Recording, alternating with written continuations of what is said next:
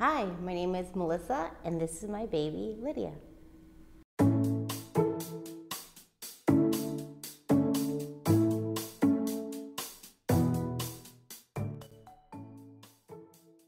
This is Lydia Stella Martinez. She was born on April 2nd, 2021.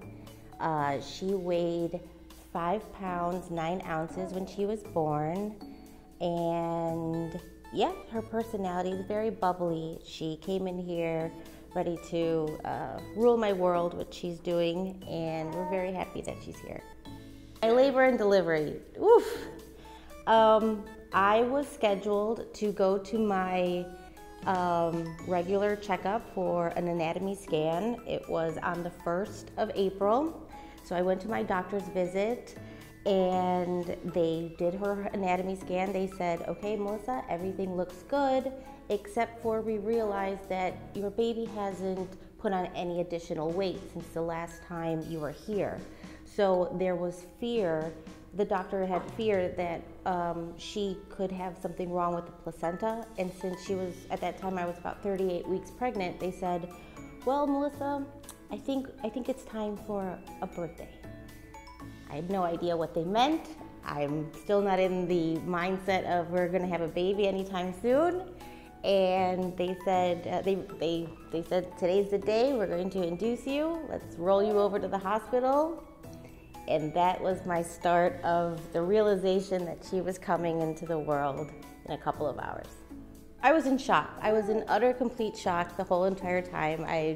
It wasn't sinking in that this was happening.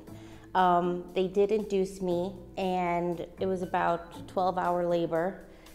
3 hours into pushing, she was coming down, dilated about 9.5 centimeters, when my doctor informed me that due to a pelvic bone, she was no longer able to come down the canal. She was stopped, and it wasn't going to go any further. And if we waited any longer, she could be in distress.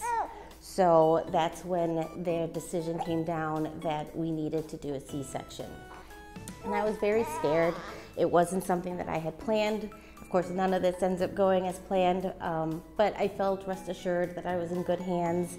I felt like this is exactly what we needed to do so that there wasn't any distress, and we ended up doing a C-section for delivery. So pregnancy cravings, you know, it was in the time of COVID, so it was, I didn't have any cravings. I was very much, I think, neutral. I'm sorry. All your cravings. You crave. What did you crave? No, I think I ate regular. I just felt that during pregnancy, and what I could give as a tip of anybody is, I felt that there was just so many conflicting views. You know, I would read something online, my doctor would tell me something, and friends would tell me something, and everything was like conflicting. Eat a lot, but don't eat too much. Have what you want, but no sugar. And, you know, walk around, but not too much walking because it could help hurt the baby. It was a lot. It was a lot to understand if I was doing anything or everything right, or was I doing everything wrong. So I just tried to calm my nerves and just tackle every day as best as I possibly could with a normal way of approach versus, you know, a pregnancy approach.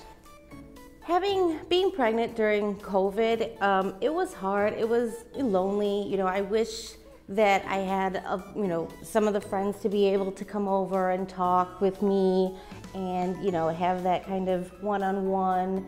While I do sometimes think I'm grateful that I didn't have people holding my stomach, there are parts of me that I'm like, well, that was something that I thought I would have because, you know, everyone else kind of had it that I knew that was pregnant, and when I would go to their baby showers. My baby shower was a virtual baby shower, and I absolutely did love it.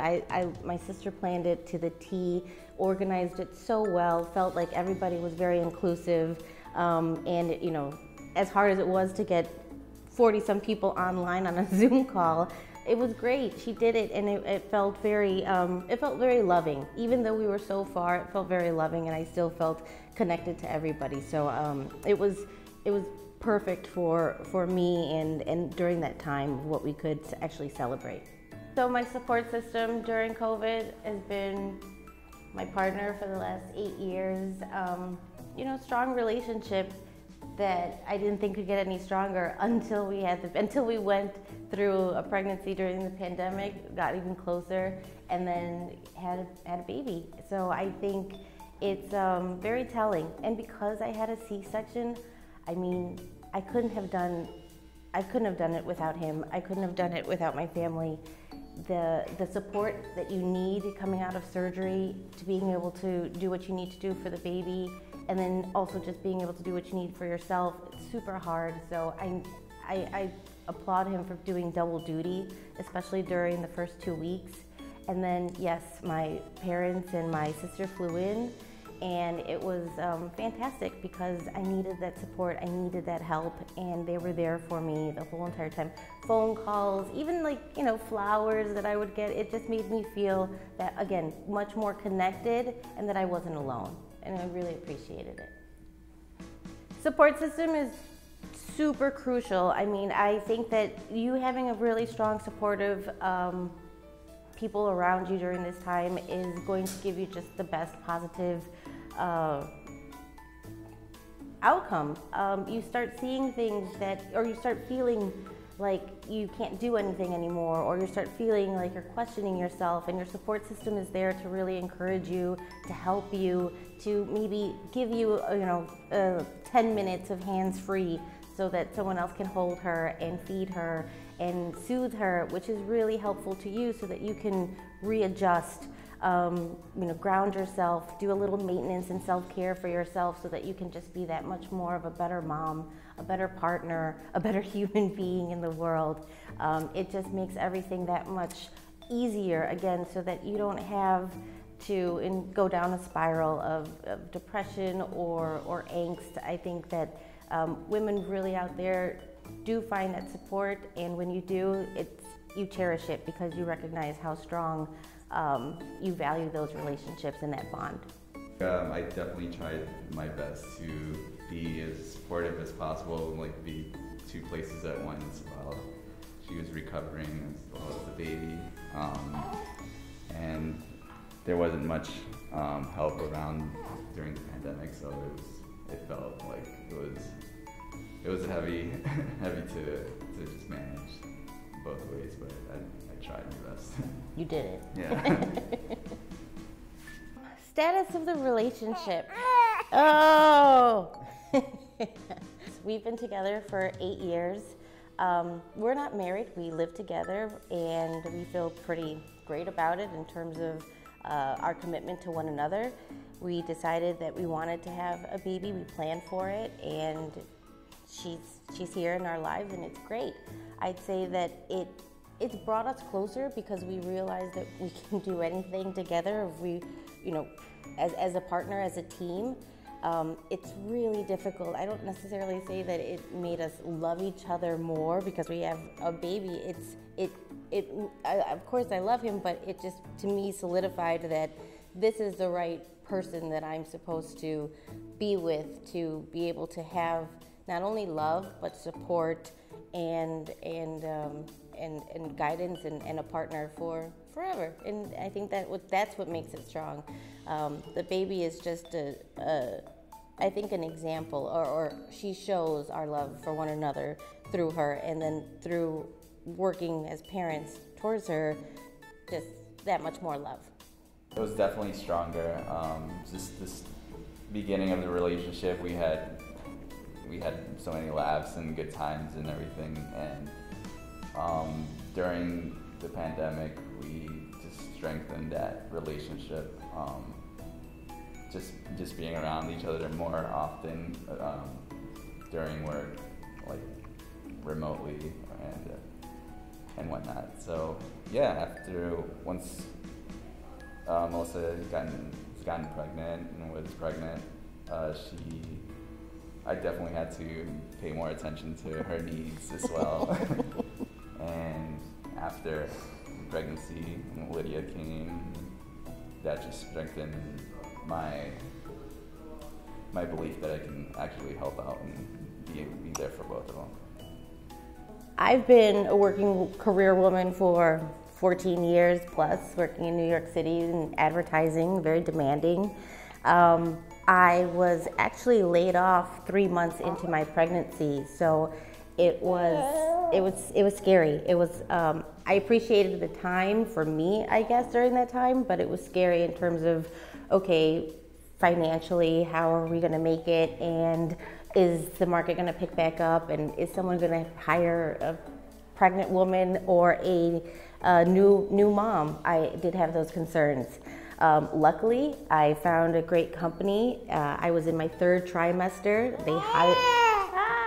They hired me off the gate. I've been working there, and we've been working remotely for some time. I've been able to go ahead and have maternity leave even through this new company, which was very, very great, and I'm very grateful for. So it's possible. I really do believe that if you find a great company, if you really do find and advocate for yourself in terms of what's important to you in your career or your position that you're going to take on, it's very doable. I think you set your ground rules about what it is that you're willing to do and not do, your specifications about your time. People will honor that, and I think that made it a lot easier for me, where I don't feel guilty one way of neglecting a career, nor guilty neglecting my newborn. I love being a new mom. I love everything that's new about it. Is it hard? 1000%. Have I put, I've been pretty maybe self-centered in terms of thinking about myself, thinking about my partner, and doing, going out late night to doing dancing and some drinks and things like that, and partying, and it's been a great and fun time, and we've really readjusted, but I readjusted on purpose. I wanted to. It was a choice to take this route and to be a mother and slow things down for myself and for my life.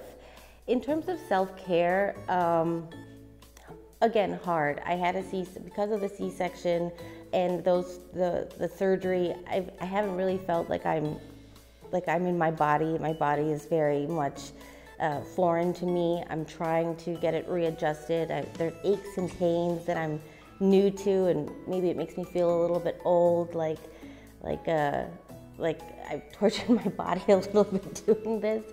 But I'm also really proud of it. I'm proud that it was able to go through a 9-month pregnancy. I'm proud that I was able to deliver a healthy baby girl, and I'm proud that I'm still and going through surgery, that I'm proud that it was successful and I'm healing.